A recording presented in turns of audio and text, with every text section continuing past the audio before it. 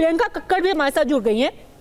प्रियंका जी, आज आपने जाकर के इस्कॉन मंदिर में आप जाकर के मिले, इससे क्या कोई राजनीतिक संदेश देने की कोशिश की? एक सेकंड, प्रियंका का सबसे ओपनिंग कमेंट ले लेते हैं। प्रियंका कक्कड़ जी, इस मुलाकात का क्या मतलब था? सभी को नमस्ते पद्मजा जी। आपका ये क्वेश्चन बहुत डीपली हर्ट किया है मुझे, क्योंकि अगर हमारे नेता जाके इस्कॉन टेम्पल में किसी से मुलाकात करें तो आपको उसमें राजनीति दिख रही है, ये गलत है। आप देखिए आज बांग्लादेश में क्या हो रहा है। वहाँ पे इस्कॉन के चीफ को उन्होंने अरेस्ट कर लिया है सेडिशन चार्जेस पे। उन्होंने कहा है कि इस्कॉन को एक टेररिस्ट ऑर्गेनाइजेशन घोषित किया जाए। क्या इससे आपका खून खोल नहीं रहा? हमारा नहीं खोल रहा। तो अगर इस पर कोई जाकर बात कर ले, हालचाल पूछ ले, उनका पता कर ले कि कहाँ पे प्रोग्रेस हुआ, तो आप विपक्ष से पूछ रही हैं कि हम ये कोई राजनीति कर रहे हैं।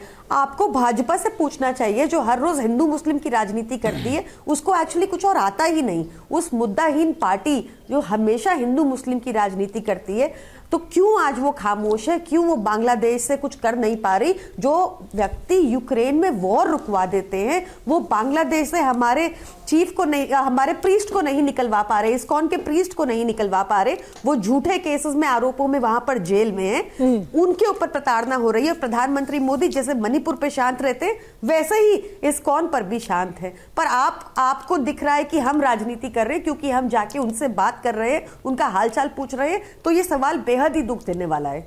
हिंदू हित की आप बात करते हैं, कुछ कर क्यों नहीं पा रहे बांग्लादेश पे? सिद्धार्थ यादव, देखिए, अभी प्रियंका कक्कड़ जी ने कहा कि प्रधानमंत्री मौन है।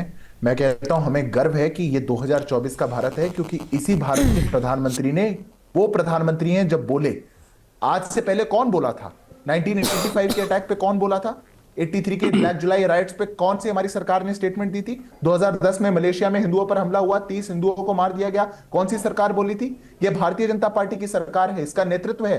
विकसित भारत का स्वप्न देखने वाले आदरणीय प्रधानमंत्री नरेंद्र मोदी जी हैं, जो बोल भी रहे हैं, जिनकी सरकार भी नोट ले रही है, जिनकी सरकार डिप्लोमेटिक चैनल से उसको काम भी करने की बात करिए। और आप उपहास उड़ाते हैं कि रशिया और यूक्रेन के वॉर में, जहां दोनों देश कहते हैं कि India can play a major role, आप उसका उपहास बनाना चाहते हैं कि नहीं, भारत तो ऐसा रोल कोई नहीं प्ले कर सकता। यार ये तो वहां रोल प्ले कर सकते हैं, तो बांग्लादेश में क्यों नहीं करना चाहते? ये पहली बात। दूसरी बात, पद्मजा जी, इनको भी प्रियंका जी से पूछिएगा, इनमें भी मुलाकात करके आए। जो बांग्लादेश में हो रहा है, दिल्ली के चुनाव आने वाले हैं, इनके बारे में आप दिल्ली के चुनाव में कहीं तो बोलिएगा।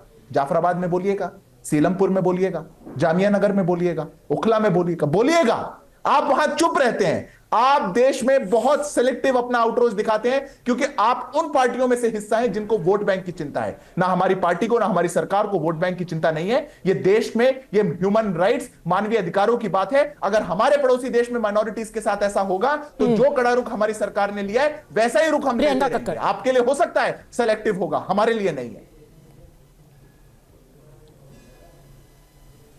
क्या बोलना है सिद्धार्थ जी? अगर आप जो भी बोलना चाह रहे हैं, अगर कुछ भी गलत है, तो लॉ एंड ऑर्डर किसके तहत आता है? पूरे देश में आप एक फॉल्स नैरेटिव फैला रहे हैं, सिर्फ नफरत फैलाते हैं आप पूरे देश में। आप मुद्दाहीन पार्टी हैं, आपके पास और कुछ है ही नहीं बोलने को।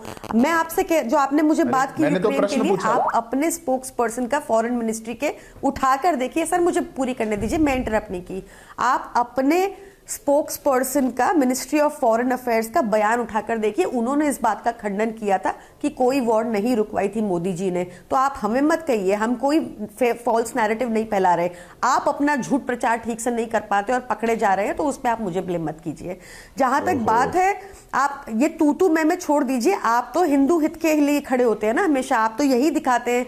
तो क्यों नहीं आप अब तक कुछ कर पा रहे कि इस्कॉन को वहां पर टेररिस्ट ऑर्गेनाइजेशन बुलाया जा रहा है? दिखाइए मुझे क्या बयान है प्रधानमंत्री मोदी का इस बारे में, दिखाइए क्या बोला उन्होंने, बताइए उन्होंने क्या किया अब तक। एक स्टेटमेंट इशू कर देना एमईए के जरिए, क्या ये इनफ है? एमईए ने तो ये भी कहा था आप यूक्रेन में कुछ नहीं किए। तो आप बता दीजिए। प्रियंका जी, सिर्फ एक स्टेटमेंट एमईए के जरिए नहीं, खुद प्रधानमंत्री ने कहा था कि मैंने बात की है मोहम्मद यूनुस से, और जो अल्पसंख्यकों के ऊपर अत्याचार हो रहे हैं उनकी सुरक्षा को लेकर के मैंने अपना कंसर्न भी उन तक कन्वे कर दिया है।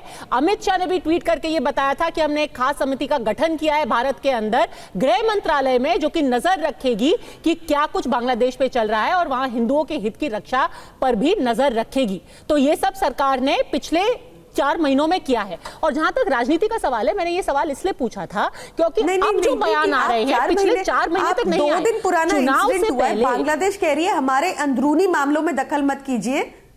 नहीं, पर प्रियंका जी पिछले 4 महीने से लगातार हिंदुओं पर हमले हो रहे हैं। मत दीजिए, सख्त रवैया अपना रही है इंडिया के खिलाफ। जी, आपको याद होगा 5 अगस्त के बाद से ही उनके घरों पर, उनके मंदिरों पर हमला हुआ था। मैं बस ये जानने की कोशिश कर रही थी कि आज जो मुलाकात हुई है वो अगस्त में भी हो सकती थी, आज जो कंसर्न जताया जा रहा है वो अगस्त में भी हो सकता था।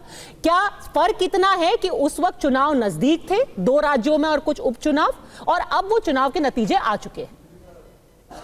इतनी देरी क्यों हो गई इन मुलाकातों में और इन बयानों में? नहीं, देखिए मैं फिर से,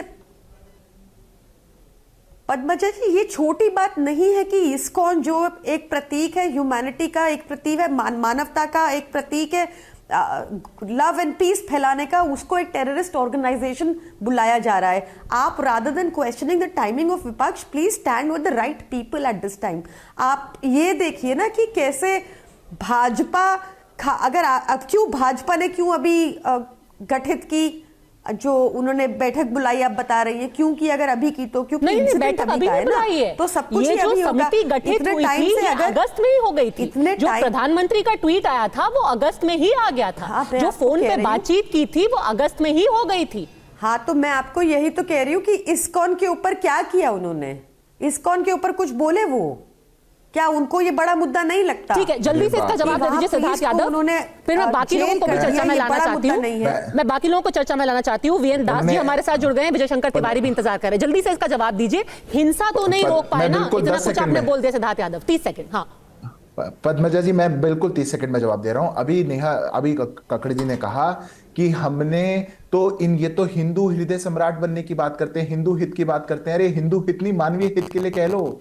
राइट पर्सन नहीं है, ये राइट टाइमिंग की बात है। 3 महीने से आप चुप थे, आप नहीं बोल पा रहे, आपके मुंह में दही जमा हुआ था, क्योंकि जो भी आप करते हैं वो भारत के हिसाब से नहीं करते हैं, आप अपने वोट बैंक के हिसाब से करते हैं। जो भी आप करते हैं वो मानवीय अधिकार के हिसाब से नहीं करते। आप ये देखते हैं कि चुनाव में नफा नुकसान किस चीज का होगा। ये बात है प्रियंका जी, अगर आप इस बात को जानती हैं और जानते हुए अनजाना करती है तो अलग बात है। और दूसरी बात, मैं पद्मजा जी आपके शो पर एक ऑब्जेक्शन देना चाहता हूं। रशिया ने कहा, यूक्रेन ने कहा, दोनों देशों की ऑफिशियल स्टेटमेंट है कि हमें भारत में विश्वास है कि भारत इस युद्ध में मध्यस्थता कर सकता है। प्रियंका जी और उनकी पार्टी भारत से इतनी नफरत क्यों करती है कि यहां बैठ करके कह रही हैं कि नहीं नहीं, अरे आपने तो वॉर रुकवाई थी, नहीं रुकवाई थी। मजाक बनाना चाहते हैं आप। 2 देश कह रहे हैं कि हमें भारत पर विश्वास है, पर आपको नहीं है। आपके विश्वास से भारत नहीं चल रहा, भारत अपने आत्मविश्वास के साथ चल रहा है, क्योंकि यह भारत 21वीं सदी का भारत है। प्रियंका जी, आप लोग के हाथ में होता तो न जाने क्या होता।